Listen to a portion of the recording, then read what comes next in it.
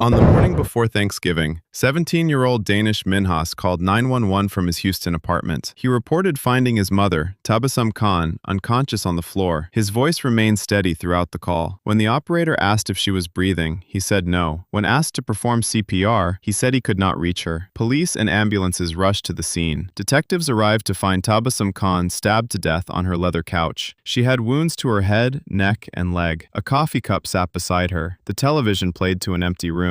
But one detail stood out. A blanket had been draped across her face. That single act suggested the killer knew her personally. Near the front door, investigators found a bloody thumbprint on the deadbolt. The lock showed no forced entry. The killer had locked the door upon entering and unlocked it before leaving. That fingerprint would become the most important piece of physical evidence in the case. Detectives photographed it and sent it to the lab for immediate analysis. Danish Minhas was a high school senior and class president. His classmates had voted him most likely to become chief of police. His mother, Tabassum, had fled Pakistan 10 years earlier after divorcing an abusive husband. She worked multiple jobs to give her children a better life. She adored her son and bought him an iPhone the day he asked. Detective Paul Houghton interviewed Danish as a witness, not a suspect. Danish described his mother as loving but overprotective. They argued about his girlfriend and his desire for freedom. He said he left home Tuesday morning, returned briefly for papers, and then spent the entire night driving around Houston with his girlfriend until 4 a.m. While Danish drove around all night, his phone received multiple messages from family members. His sister asked why their mother was not answering. His cousin texted the same question. His uncle called repeatedly. Danish did not go home. He did not check on his mother. He slept in his car and waited until morning to call 911. Detective Brian Harris returned from the crime scene with disturbing news. A blue latex glove had been found embedded in Tabassum's neck wound,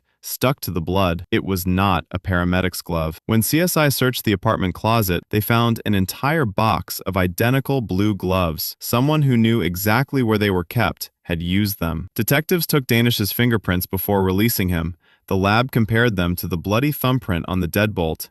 The results came back within hours. The print was not Danish's. The investigation stalled completely. 2 weeks passed with no suspects and no leads. Then a campus police officer arrested a senior named Nuri Muhammad for possessing Xanax. Nuri Muhammad confessed to everything. Danish had hired him to kill his mother for $1,000. On November 23rd, Danish drove Nuri to the apartment, opened his trunk, and handed over blue gloves and a knife. Nuri attacked Tabassum on the couch. She bit his thumb. After she died, he covered her face with a blanket and fled. Danish went back inside alone to retrieve the money. Danish confessed moments after hearing Nuri's statement. He had planned the murder for 2 to 3 months. His motive was simple. He wanted freedom from his mother's rules. While her body lay on the couch, he went to the mall and texted friends about the best night of his life. He received 50 years in prison. Nuri received 40 years.